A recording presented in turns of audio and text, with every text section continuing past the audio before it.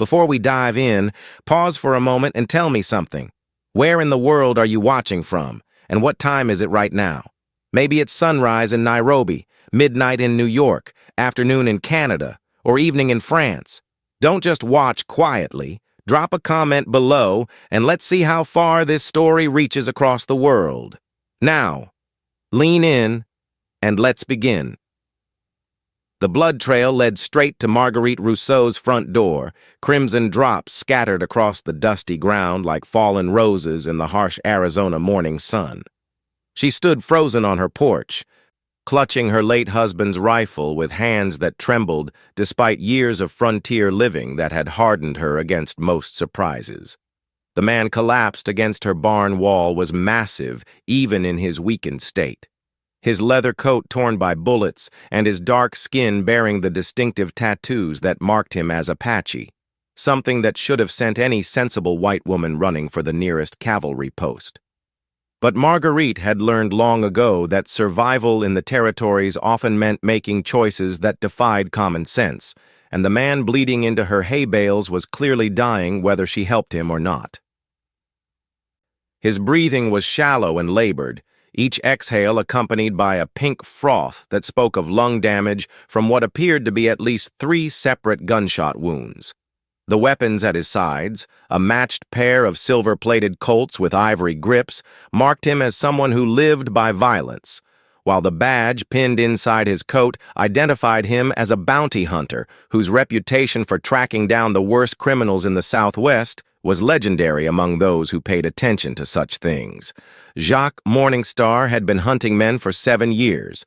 ever since the cavalry massacre that had left him as one of the few survivors of his Apache band and transformed him from peaceful farmer into someone whose size and skills made him valuable to territorial authorities who needed trackers capable of thinking like the criminals they pursued. His unusual position as an Apache working for white law enforcement had made him enemies in both worlds, while his exceptional success at bringing in dangerous fugitives had earned him enough money to live comfortably but not enough peace to sleep safely. The irony of his current situation, an Apache bounty hunter dying on the property of a French widow whose husband had been killed by Apache raiders 3 years earlier,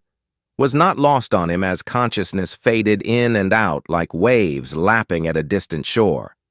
He had been tracking the Donovan gang when their ambush had left him shot full of holes and barely able to stay in his saddle long enough to find shelter, his horse finally collapsing just yards from the barn, where he now waited for death to claim another victim of frontier violence. Marguerite's decision was made in the space between one heartbeat and the next, as something in the wounded man's face reminded her of her own husband's struggle against the fever that had eventually claimed his life despite her desperate nursing efforts. "I won't watch another man die when I might be able to save him," she whispered to herself, setting down the rifle and gathering the medical supplies that frontier living made essential for anyone hoping to survive in country where the nearest doctor was 3 days hard riding away. As she knelt beside the unconscious Apache bounty hunter and began cleaning wounds that should have killed him already, Marguerite had no way of knowing that her act of compassion would bring consequences that would test everything she thought she knew about justice, loyalty, and the complex relationships between peoples whose histories were written in blood across the territorial wilderness. The cabin where Marguerite nursed the dying bounty hunter back to health had been built by her husband Claude, with dreams of raising children and cattle in the fertile valley that nestled between red stone mesas and pine-covered hills. Their marriage had been arranged through correspondence, bringing a seamstress from New Orleans to become the wife of a French-Canadian trapper who had saved enough money to buy land and start a legitimate business raising horses for the cavalry posts that dotted the territorial landscape like islands of federal authority in an ocean of lawless wilderness. Claude Rousseau had been everything the lonely woman from Louisiana had hoped for in a husband. Gentle, hard-working, and possessed of the kind of quiet courage that made him respected among neighbors who valued actions over words in a place where survival depended on mutual assistance during times of crisis. Their 18 months of marriage had been the happiest period of Marguerite's life, filled with the kind of simple pleasures that made frontier hardships seem worthwhile when shared with someone whose love made even the most difficult days bearable. The Apache raid that had killed Claude had been swift and brutal, targeting isolated ranches during a period of heightened tension when young warriors sought to prove themselves through raids that challenged the federal authority that confined their people to barren reservations. Claude had died defending their home with the kind of stubborn courage that made his death meaningful, even as it left Marguerite alone in a place where single women were viewed as either potential wives or easy targets for men whose respect for law ended where federal enforcement became impractical. The 3 years that followed had tested every aspect of Marguerite's character as she struggled to maintain the ranch through seasons of drought, market fluctuations that made horse sales unpredictable, and the constant pressure from neighbors who believed that a woman alone was an invitation to disaster that would eventually affect the entire community. Her refusal to sell the land and move to town had been motivated partly by stubbornness, partly by loyalty to Claude's memory, and partly by the practical knowledge that the money from selling would last only a few years, while the land could support her indefinitely if she proved capable of managing it properly. Her reputation as someone who could doctor injured animals and occasionally treat human ailments had made her valuable enough to neighbors that they tolerated her unconventional independence, while her demonstrated skill with firearms and her willingness to use them had discouraged the kind of male attention that viewed widowhood as an opportunity rather than a tragedy. But nothing in her experience had prepared her for nursing an Apache bounty hunter whose presence in her home would soon test not just her medical skills, but her understanding of justice, loyalty, and the complex relationships that determined survival in a territory where yesterday's enemies might become tomorrow's allies when circumstances demanded impossible choices. Jacques Morningstar's return to consciousness was gradual and painful, his awareness returning in fragments that slowly assembled into recognition that he was alive when death had seemed certain, warm when he should have been cold, and cared for by someone whose reasons for helping him were as mysterious as her identity. The cabin where he found himself was modest but well-maintained, with furnishings that spoke of people who valued craftsmanship and comfort even in frontier circumstances where luxury was usually sacrificed to practicality and survival. The woman who had saved his life moved around the small space with the efficient grace of someone accustomed to managing complex tasks without assistance, her French accent adding musical qualities to English words that she spoke with careful precision that suggested education that went beyond frontier necessities. Marguerite's explanations for why she had risked everything to help an Apache stranger were delivered in matter-of-fact tones that suggested compassion was simply part of her character rather than calculated decision-making about potential benefits or consequences. Jacques' own background was more complicated than most people suspected, as his unusual size and mixed heritage had made him valuable to territorial authorities who needed someone capable of tracking criminals through Apache territory, while also being trusted by tribal leaders who viewed most white law enforcement as enemies to be avoided or eliminated. His childhood in both worlds had given him insights into cultural conflicts that made him effective at his dangerous profession, while also isolating him from communities that never quite accepted someone whose loyalties couldn't be easily categorized. The story of how a peaceful Apache farmer had become one of the most feared bounty hunters in the Southwest was told in fragments as his strength returned and conversations became possible between patient and nurse, who had little else to occupy their time during the long hours of recovery that followed life-threatening injuries. The cavalry massacre that had destroyed his family and left him as one of the few survivors had transformed him from someone who believed in peaceful coexistence into someone who understood that survival often required embracing the violence that more gentle people preferred to avoid. It was during one of these quiet conversations, as Marguerite changed bandages, that revealed how close he had come to dying from wounds that would have killed smaller men hours earlier, that Jacques first sensed something unusual about his rescuer's willingness to help someone whose presence could bring deadly consequences to her isolated ranch. "Why?" he asked simply, his dark eyes studying her face, with the kind of intensity that came from years of reading people whose words often concealed their true intentions. "Why risk everything for a stranger who could get you killed just by being here?"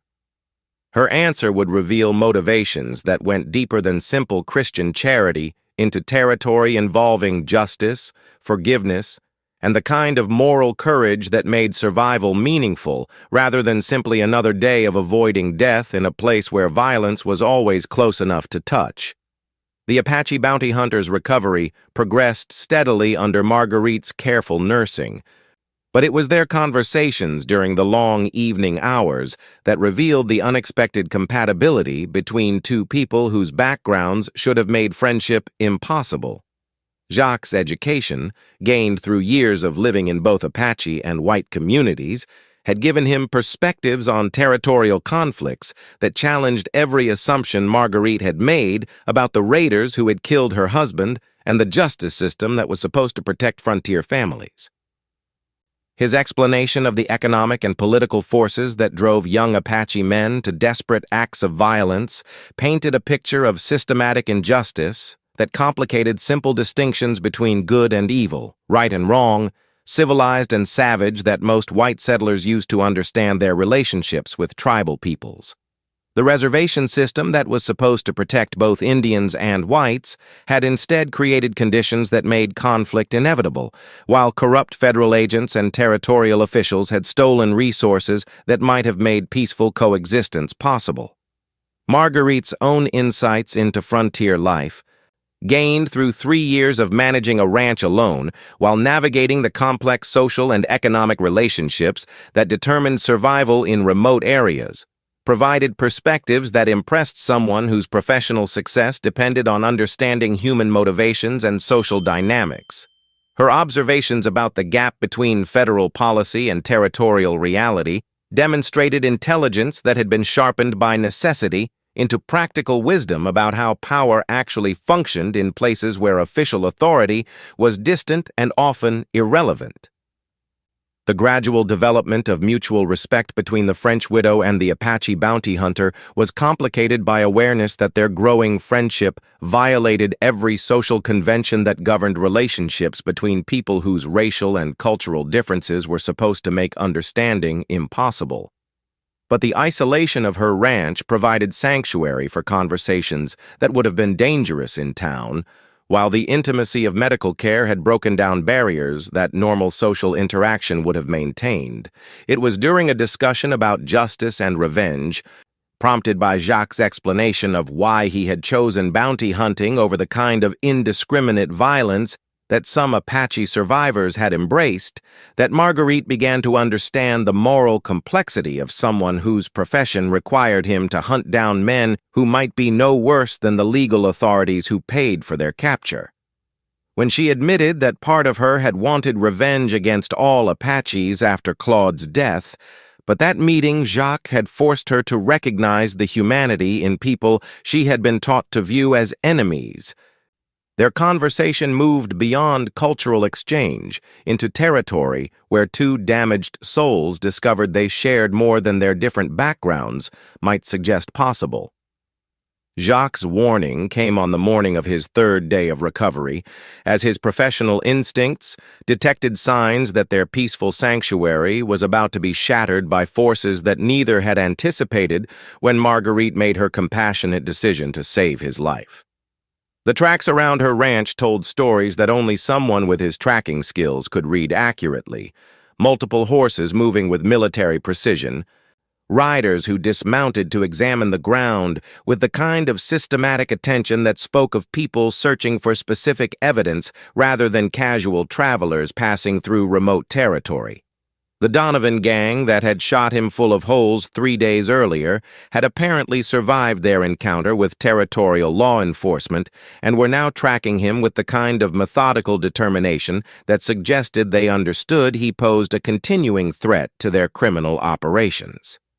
But more troubling were the signs that suggested they had been joined by other riders whose tracking skills were superior to anything white outlaws typically possessed, indicating that tribal allies had been recruited for what was becoming a manhunt with personal rather than simply professional motivations. Marguerite's reaction to news that her ranch was being watched by dangerous men revealed courage that had been tested by 3 years of frontier survival, but never challenged by the kind of immediate physical threat that could arrive at any moment with guns blazing and questions left for later consideration.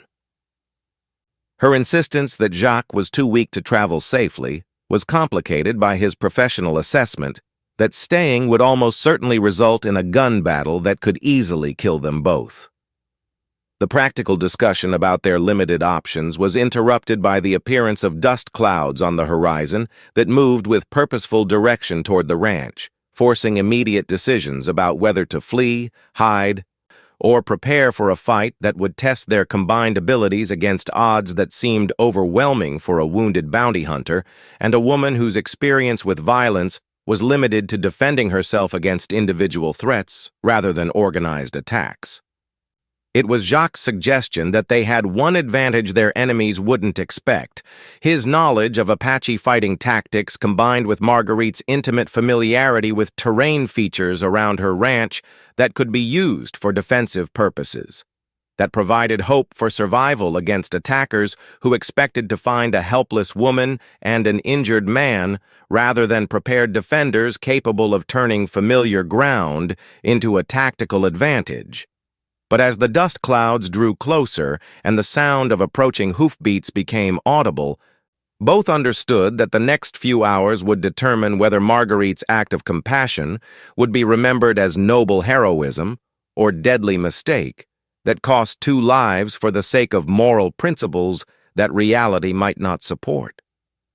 The attack came at dawn with the methodical precision of men who had planned their assault carefully, but Jacques' warning had provided enough time for defensive preparations that turned Marguerite's ranch from an easy target into a fortress that would extract a heavy price from anyone foolish enough to assault it directly.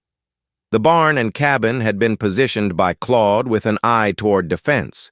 while natural features of the landscape provided advantages that could be exploited by defenders who understood how to use terrain and buildings to create overlapping fields of fire. The Donovan gang's first probe was met with rifle fire that demonstrated their intended victims were neither helpless nor unprepared, forcing the attackers to retreat and reconsider their approach to what had seemed like a simple matter of eliminating a wounded bounty hunter and any witnesses to their presence in the area.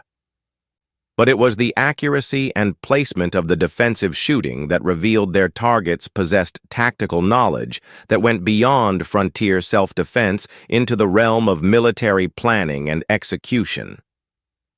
Jacques' positioning of their limited ammunition and weapons had created defensive zones that maximized their firepower while minimizing exposure to return fire,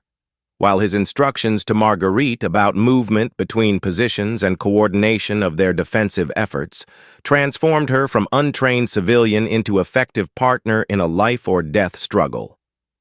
Her quick grasp of tactical concepts and her steady nerves under fire impressed someone whose survival had often depended on evaluating combat partners under pressure.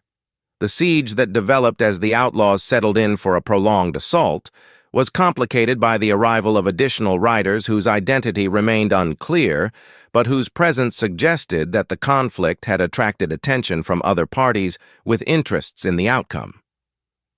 The sound of distant gunfire and the smoke rising from defensive positions had apparently been noticed by people whose reasons for investigating could range from helpful to deadly, depending on their relationships with the various parties involved. As the first day of the siege wore on and ammunition began running low, Both defenders understood that their survival depended on either breaking the siege through offensive action or receiving assistance from outside sources whose motivations and capabilities remained unknown. When Jacques spotted movement in the distant hills that suggested a large group of riders approaching their position, his expression combined hope and terror in equal measure as he recognized signs that could indicate either salvation or doom depending on the identity and intentions of the approaching force that would soon determine whether their desperate defense had been heroic last stand or simply the prelude to an even more dangerous confrontation. The dust cloud that had worried Jacques resolved into something far more extraordinary than either defender had imagined possible. As 50 Apache women crested the ridge overlooking Marguerite's ranch with the kind of martial presence that transformed the siege from desperate last stand into complex negotiation between forces whose relationships couldn't be understood through simple categories of friend and enemy. The women were giants by any standard, most standing well over 6 feet tall, with the kind of muscular development that spoke of lives spent in constant physical activity and combat training. Their leader, a magnificent woman whose height approached 7 feet and whose bearing commanded attention even at a distance, rode with the kind of natural authority that suggested someone accustomed to making decisions that others followed without question. Her war paint and weaponry marked her as someone whose reputation for violence was matched by tactical intelligence that had kept her band of warrior women free and effective during years when other Apache groups had been forced onto reservations or eliminated through military campaigns. The negotiations that followed were conducted in a mixture of Apache, Spanish, and English that reflected the complex linguistic landscape of territorial Arizona, while also revealing the political sophistication required for managing relationships between groups whose survival depended on understanding which alliances offered advantage and which represented deadly traps. Jacques' ability to serve as translator and cultural mediator proved crucial for communications that could easily have resulted in additional bloodshed if misunderstandings had escalated into violence. The revelation that the giant Apache women had been tracking the Donovan gang for their own reasons added layers of complexity to what had seemed like a simple matter of criminal pursuit and frontier justice. The outlaws had apparently committed crimes against Apache civilians that demanded retribution according to tribal law, while their presence in traditionally Apache territory represented an insult that couldn't be ignored without suggesting weakness that might encourage additional encroachments. But it was the Apache women's interest in Marguerite herself that provided the most surprising element of their intervention, as their leader's questions about the French widow who had risked everything to save an Apache bounty hunter revealed knowledge about her reputation that she hadn't realized existed. When the towering warrior woman announced that they had come not just to deal with the outlaws, but to meet the white woman whose courage had impressed even traditional enemies, Marguerite understood that her simple act of compassion had somehow become part of a larger story about justice, mercy, and the possibility of understanding between peoples whose histories had been written in blood and mutual distrust. Ayanna Tallbear, the 7-foot leader of the Apache warrior women, had earned her fearsome reputation through 15 years of warfare that had claimed the lives of more than 100 enemies while keeping her band of fighters free when most other Apache groups had been killed or forced onto reservations.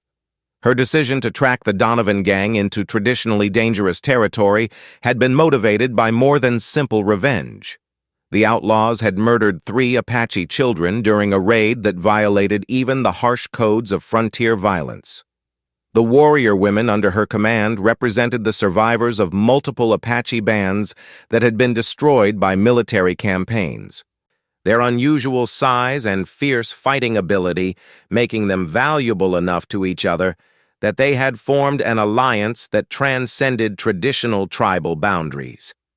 Their reputation for showing no mercy to enemies had made them legends throughout the Southwest, while their strict adherence to Apache law had earned them respect even from white communities that feared their military capabilities.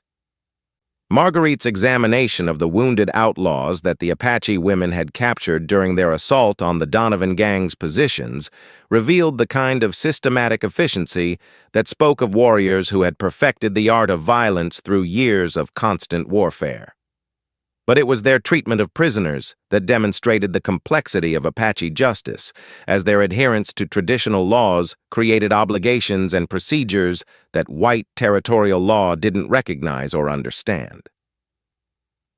The cultural exchange that developed as Marguerite provided medical treatment for both wounded outlaws and injured Apache warriors forced her to confront assumptions about savagery and civilization that her frontier experience had never challenged directly.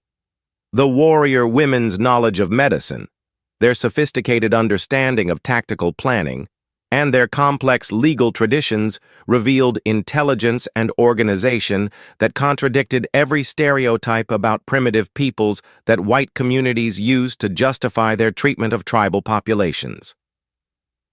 It was Ayanna's explanation of why they had come to meet the white woman who had saved Jacques Morningstar that revealed the true significance of Marguerite's compassionate choice. "Word travels fast in Apache country," the giant warrior woman said in English that was precise despite her accent. "And when a white woman risks everything to save an Apache man, even our enemies talk about it. You've done something that changes how we see the possibility of peace between our peoples." Her words carried implications that went far beyond personal recognition into territory involving political relationships and historical possibilities that Marguerite had never imagined her actions might influence. The trial that followed was unlike anything territorial law had ever contemplated, as Apache warrior women, a French widow, and a half-Apache bounty hunter attempted to balance competing concepts of justice that reflected different cultural traditions and legal systems. The Donovan gang's crimes had violated both white and Apache law, creating jurisdictional questions that had no precedent in frontier legal history, while also providing opportunities for cooperation that could establish new models for managing conflicts between communities whose relationships were typically defined by violence and mutual hatred. Ayanna's insistence that Apache law be respected in determining punishment for crimes against Apache victims was complicated by Jacques' professional obligations to territorial authorities who had placed bounties on the gang members, while Marguerite's growing understanding of both legal systems revealed complexities that simple concepts of right and wrong couldn't address adequately. The outlaw's fate would be determined by negotiations that could either create precedents for cooperative justice or result in a conflict that would destroy any possibility of peaceful coexistence.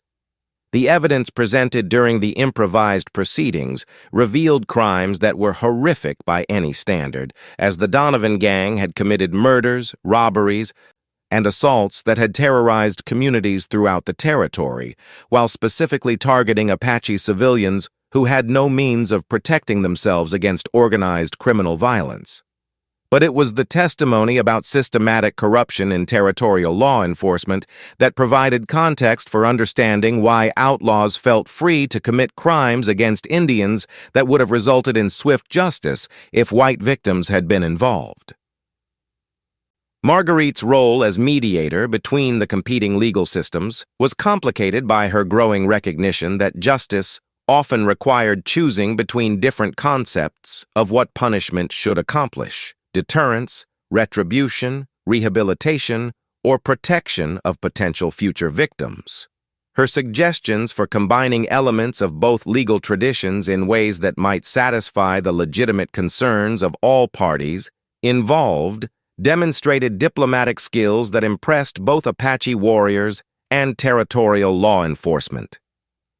The compromise that finally emerged from hours of difficult negotiation satisfied no one completely but provided enough justice to prevent immediate bloodshed while establishing procedures that could be used for future conflicts between Apache communities and territorial authorities.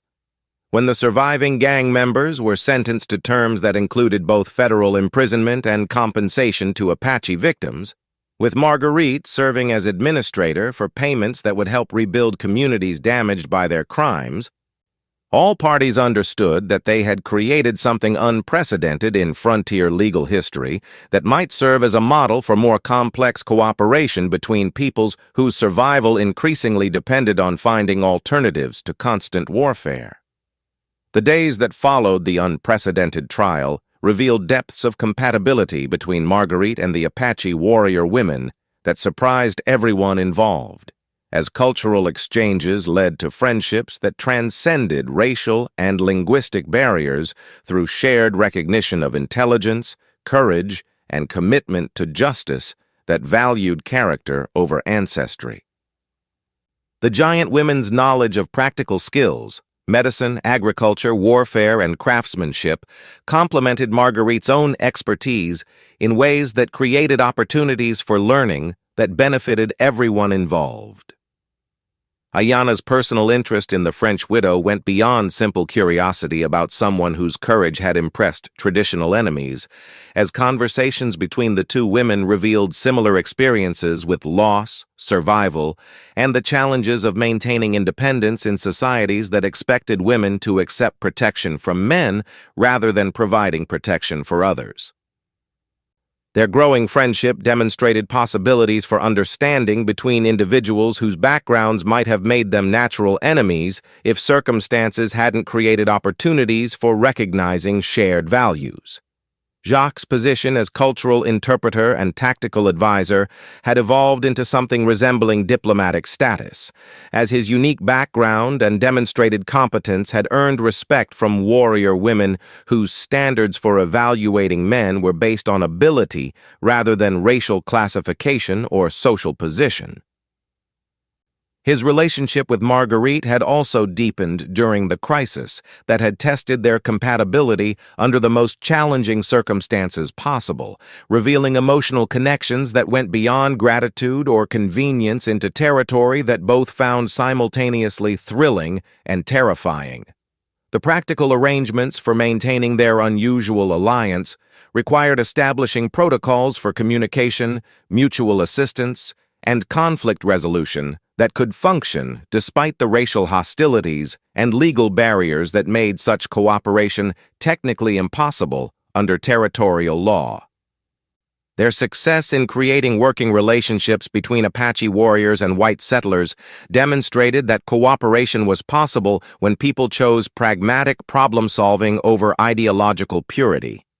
But it was the arrival of territorial officials who had learned about the unauthorized trial and the unprecedented cooperation between Apache and white communities that threatened to destroy everything they had accomplished through careful negotiation and mutual respect. When federal marshals appeared with orders to arrest everyone involved in what they viewed as a violation of federal authority over Indian affairs, the alliance that had seemed so promising suddenly faced its greatest test as political forces larger than their individual relationships threatened to overwhelm their personal achievements through official intervention that recognized no authority except federal law as interpreted by distant bureaucrats who had never experienced frontier conditions firsthand. Marshal William Henderson arrived with a detachment of cavalry and explicit orders from territorial headquarters to arrest all parties involved in what federal authorities viewed as an illegal assumption of judicial powers that threatened to establish dangerous precedents for Indian-white relationships throughout the Southwest. His military escort and official credentials represented federal power that acknowledged no authority except Washington's interpretation of treaties and laws that had been written by people who had never seen Apache country or understood the practical realities of frontier justice. The legal arguments that followed revealed the fundamental disconnect between federal policy and territorial reality,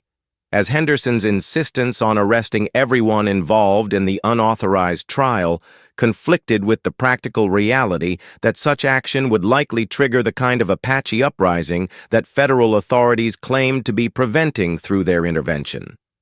His inability to understand why Apache warrior women would cooperate with white settlers or why white settlers would accept Apache legal traditions demonstrated the limitations of bureaucratic thinking when applied to complex human relationships. Marguerite's defense of their actions was based on practical results rather than legal technicalities, as she pointed out that their cooperation had prevented bloodshed while providing justice for victims who would have received no satisfaction through official channels that had consistently failed to protect Apache civilians from white criminal violence. Her challenge to Henderson's authority was delivered with the kind of quiet dignity that made her arguments difficult to dismiss as frontier lawlessness or Indian sympathy that threatened federal policy. Jacques' position as a federally licensed bounty hunter complicated Henderson's ability to treat him as simply another Indian who had exceeded his authority, while his detailed knowledge of territorial law and federal regulations made him a formidable opponent in any legal argument about proper procedures and jurisdictional authority. His demonstration that their actions had actually supported federal law enforcement by capturing wanted criminals while preventing the kind of violence that usually accompanied such operations forced Henderson to reconsider his initial assessment of the situation. But it was Ayanna's response to federal attempts to assert authority over Apache warrior women who had never acknowledged federal jurisdiction that created the most serious crisis, as her quiet statement that they recognized no authority except their own Apache law was delivered with the kind of absolute conviction that promised violent resistance if federal agents attempted to enforce orders that the warrior women viewed as illegitimate. When she pointed out that 50 heavily armed Apache women who had never been defeated in battle were unlikely to submit peacefully to arrest by a dozen cavalry soldiers, Henderson faced the practical reality that federal authority was meaningless without the power to enforce it against people who preferred death to submission. The standoff that developed between federal authority and Apache independence was resolved through negotiations that revealed the diplomatic sophistication of people who had learned that survival often required finding alternatives to violence when military solutions would destroy everything they were trying to protect. Henderson's recognition that attempting to arrest the Apache warrior women would likely result in casualties that would trigger a territorial war forced him to consider options that his original orders hadn't contemplated. Marguerite's proposal that the unusual alliance be formalized through a written agreement that acknowledged both federal authority and Apache sovereignty within carefully defined parameters provided a framework for legitimizing their cooperation while giving Henderson something to report to his superiors that wouldn't appear to be a complete surrender to frontier lawlessness. Her understanding of bureaucratic needs and political realities impressed even Ayanna, whose experience with federal officials had taught her to expect duplicity and incompetence rather than intelligent problem-solving. The document that emerged from 2 days of careful negotiation established the first formal treaty between Apache warrior women and territorial authorities, creating legal protections for their unusual cooperation while acknowledging federal oversight that was real but limited enough to preserve the autonomy that made their alliance possible. Jacques' role as cultural interpreter and legal advisor proved crucial for crafting language that satisfied both Apache requirements for respect and federal needs for maintaining ultimate authority over territorial affairs. The agreement's provisions for joint enforcement of laws that protected both Apache and white civilians created mechanisms for preventing the kind of crimes that had made cooperation necessary, while also establishing procedures for resolving conflicts that didn't require either community to abandon their fundamental values or legal traditions. Henderson's reluctant acceptance of terms that went far beyond his original authority was motivated by recognition that the alternative was almost certain warfare that would cost lives and money while probably failing to achieve federal objectives. But the most significant aspect of their diplomatic success was the precedent it established for other Apache bands and white communities whose relationships had been defined by mutual hostility and federal policies that made peaceful coexistence nearly impossible. When word spread throughout the territory that Apache warrior women and white settlers had successfully negotiated a formal alliance that provided security for both communities while respecting their cultural differences, Other groups began requesting similar arrangements that could provide alternatives to the constant violence that had characterized frontier life for decades. The months that followed the historic treaty revealed practical benefits of cooperation that exceeded even the most optimistic expectations of people who had risked everything to create alternatives to the constant warfare that had defined relationships between Apache and white communities throughout the territorial period. Marguerite's ranch became the center of an unprecedented trading network that allowed Apache craftspeople to exchange traditional goods for manufactured items that improved their quality of life while providing white settlers with access to Apache knowledge about medicine, agriculture, and survival techniques that had been perfected through centuries of desert living. Jacques' evolution from bounty hunter to cultural liaison required him to develop new skills for managing relationships between communities whose cooperation was still viewed with suspicion by federal authorities and traditional enemies who believed that any accommodation represented weakness or betrayal of fundamental principles. His success in preventing conflicts that could have destroyed their fragile alliance demonstrated the value of having someone who understood both cultures and was trusted by people whose survival depended on his ability to accurately translate not just languages, but intentions and concerns. The personal relationship that had developed between Marguerite and Jacques during the crisis that brought them together had deepened into something that both recognized as love, though their unusual circumstances made traditional courtship and marriage complicated by social conventions that had no provision for romance between white women and Apache men. Their partnership in managing the cultural exchange center that her ranch had become provided cover for intimacy that might otherwise have attracted negative attention from authorities who tolerated cooperation but drew lines at integration that challenged racial boundaries.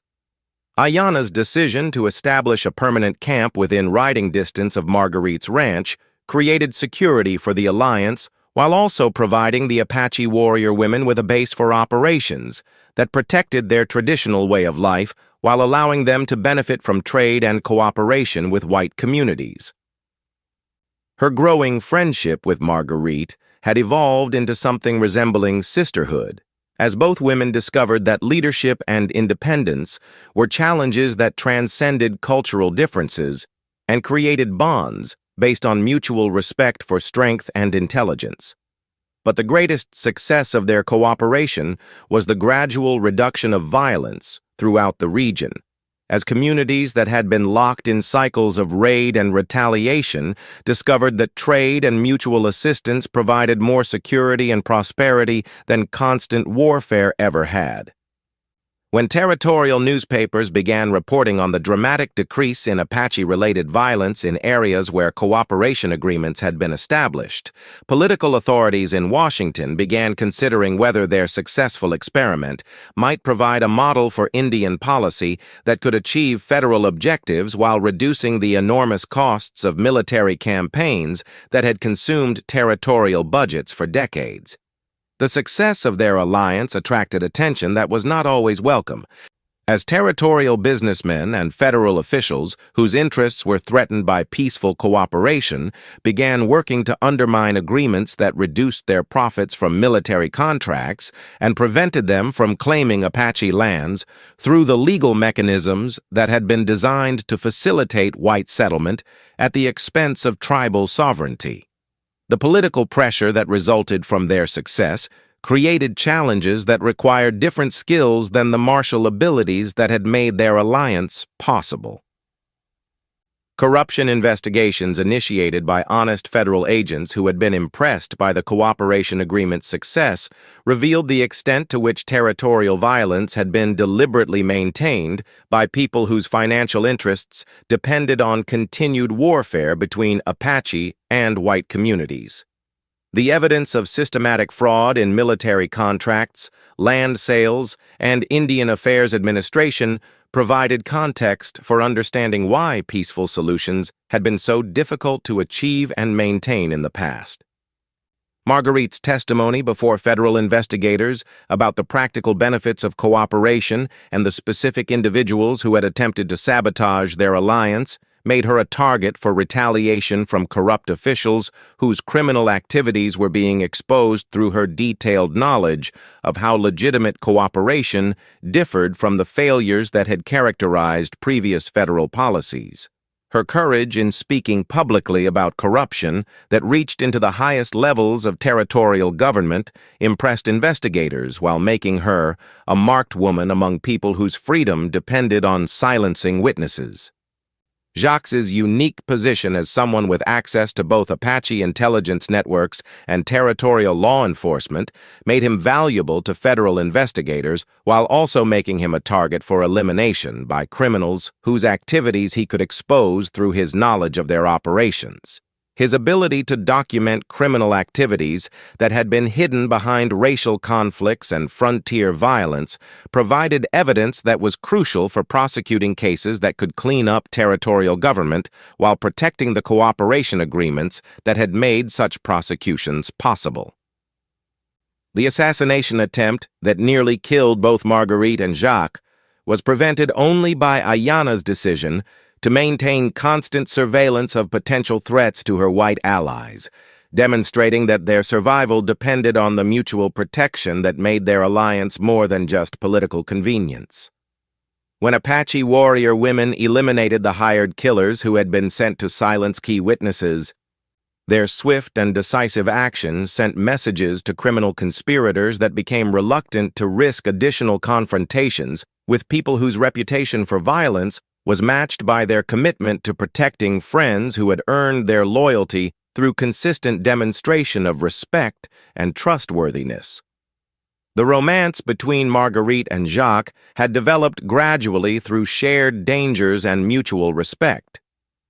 But their decision to marry created social and legal complications that tested the tolerance of communities that had accepted their professional partnership while struggling to understand intimate relationships that crossed racial boundaries they had been taught to consider absolute.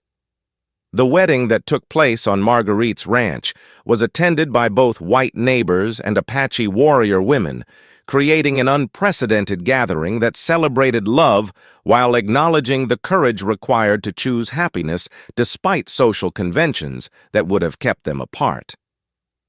Their marriage was legally recognized under territorial law through the advocacy of federal officials who had come to understand that supporting their relationship was essential for maintaining the cooperation agreements that had brought peace and prosperity to communities throughout the region.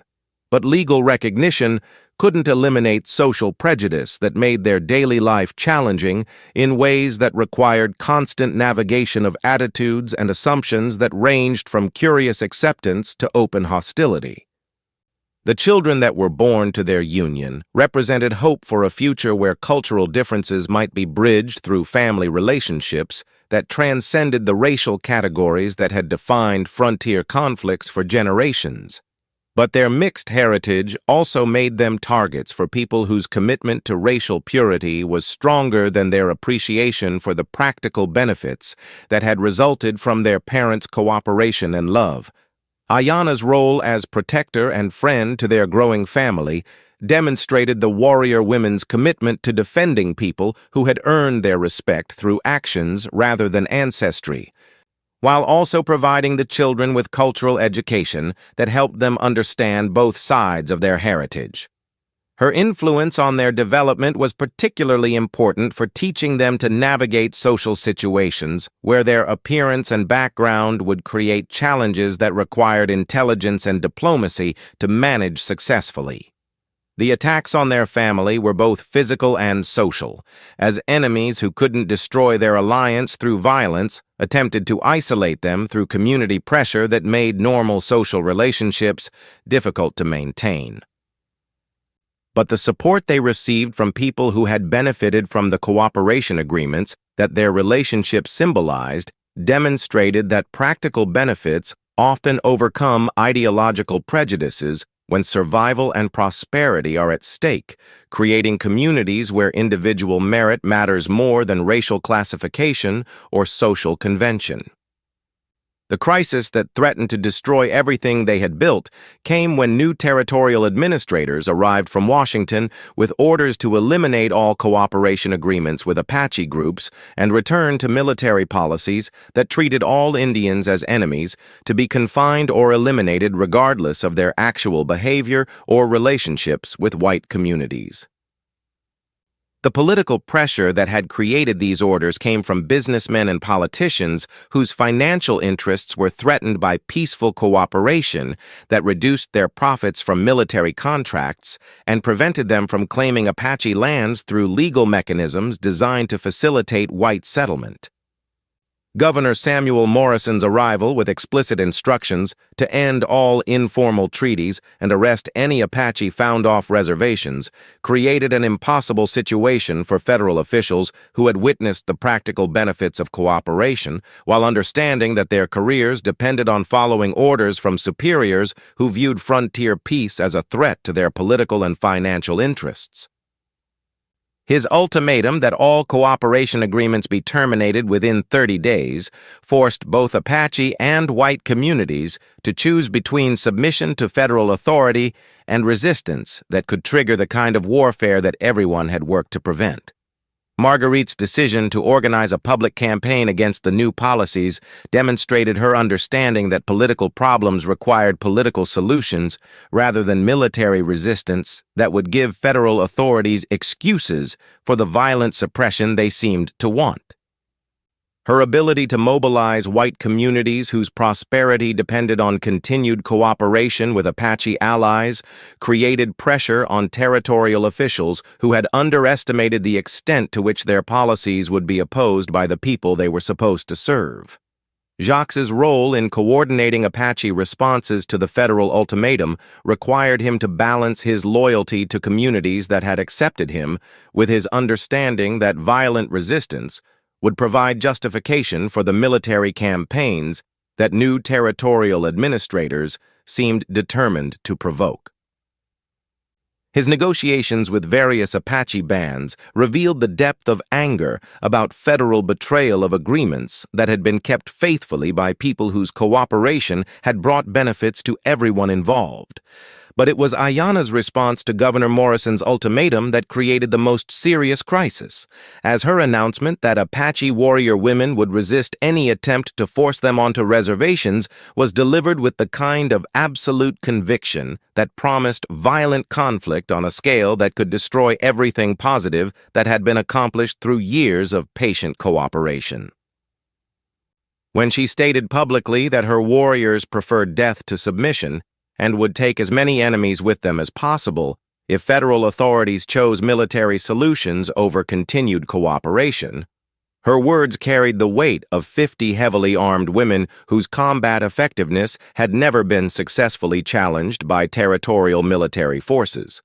The battle that determined their future was fought in newspapers, territorial legislatures, and Washington offices rather than on physical battlefields, as Marguerite's coalition of territorial businesses, honest federal officials, and white communities that had prospered through Apache cooperation created political pressure that forced reconsideration of policies that had been designed to benefit special interests rather than territorial welfare. Her testimony before congressional committees about the practical benefits of cooperation agreements provided evidence that challenged the assumptions underlying federal Indian policy. The corruption investigation that had been triggered by their success revealed criminal activities that reached into the highest levels of territorial and federal government. As honest investigators discovered systematic fraud that had stolen millions of dollars while deliberately maintaining violence between Apache and white communities to justify continued military spending and prevent peaceful land settlements that would reduce profits for politically connected businessmen. Jacques' documentation of criminal activities based on his unique access to information from both Apache intelligence networks and territorial law enforcement provided evidence that was crucial for prosecuting cases against corrupt officials whose activities had prevented peaceful solutions to conflicts that had cost thousands of lives and enormous amounts of federal money. His willingness to testify, despite personal danger, demonstrated commitment to justice that impressed even political enemies who had viewed him as simply another Indian whose cooperation was temporary and unreliable.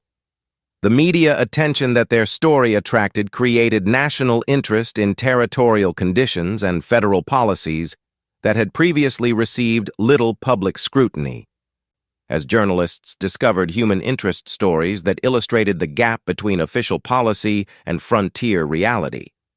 The romance between Marguerite and Jacques, combined with their successful cooperation with Apache warrior women, provided compelling narratives that captured public imagination while educating readers about the complexities of frontier life and Indian affairs. But the most significant factor in their political victory was the economic evidence that cooperation agreements had brought prosperity and peace to communities that had previously been devastated by constant warfare, demonstrating that peaceful solutions produced better results than military policies that had consumed enormous resources while failing to achieve their stated objectives. When territorial businesses testified about increased profits and reduced costs that had resulted from cooperation rather than conflict, their testimony carried weight with political decision-makers who understood that successful policies were those that produced measurable benefits rather than ideological satisfaction. The congressional hearings that ultimately vindicated their cooperation agreements revealed the extent to which federal Indian policy had been corrupted by special interests, whose profits depended on maintaining conflict rather than achieving the peaceful assimilation that official policy claimed to seek.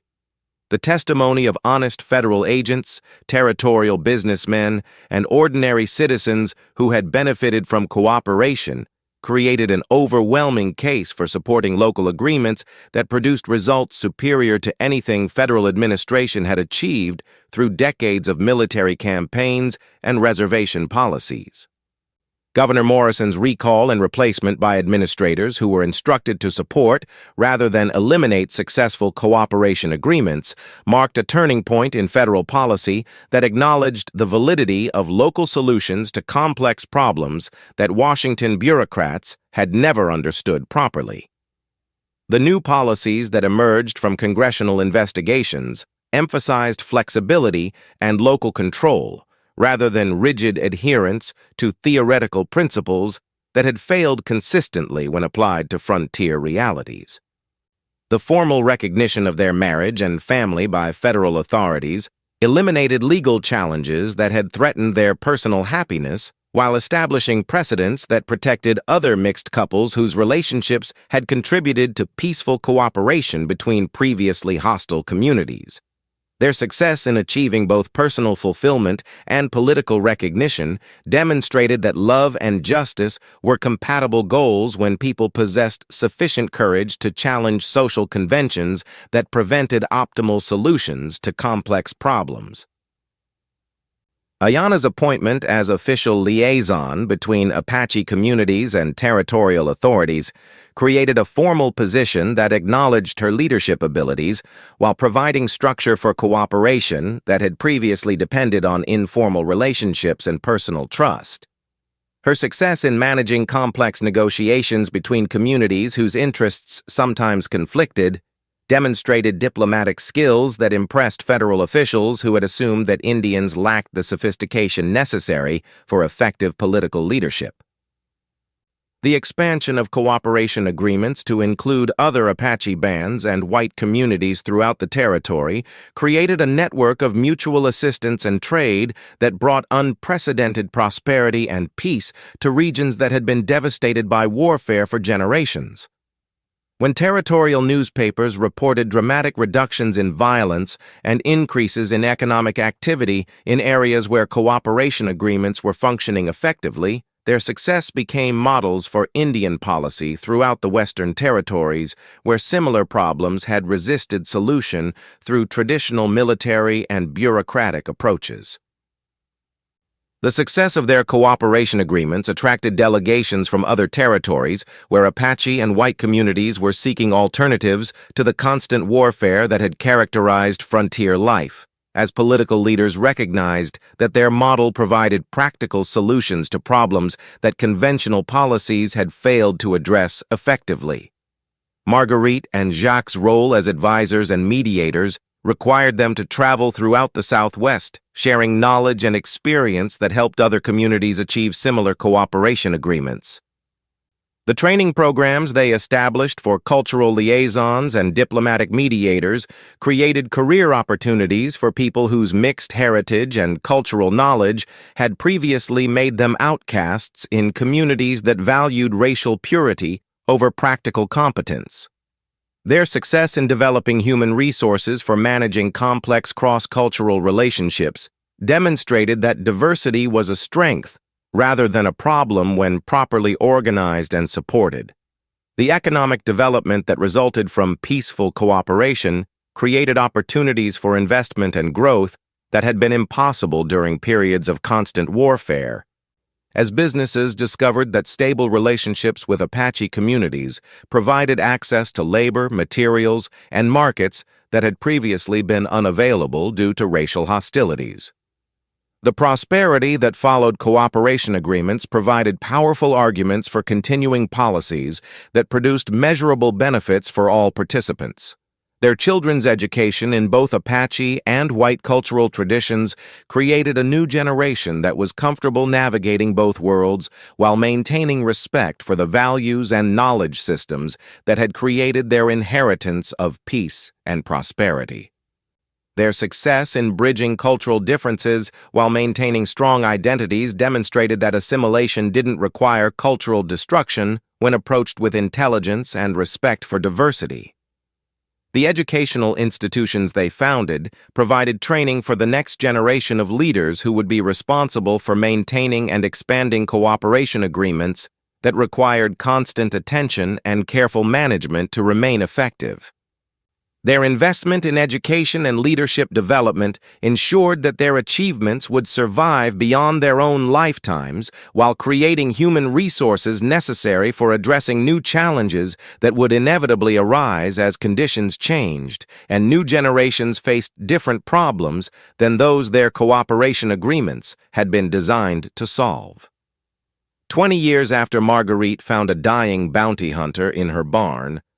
the cooperation agreements that had grown from her simple act of compassion had transformed the Southwest from a region defined by racial warfare into a model of successful cultural integration that was studied by political leaders throughout the nation. The peace and prosperity that their alliance had created provided evidence that alternatives to conflict were possible when people chose understanding over hatred and practical problem-solving over ideological purity. Their children had grown into leaders who carried forward the values of cooperation and mutual respect that had made their parents' unlikely love story possible, while also developing new approaches to challenges that required different solutions than those their parents' generation had faced.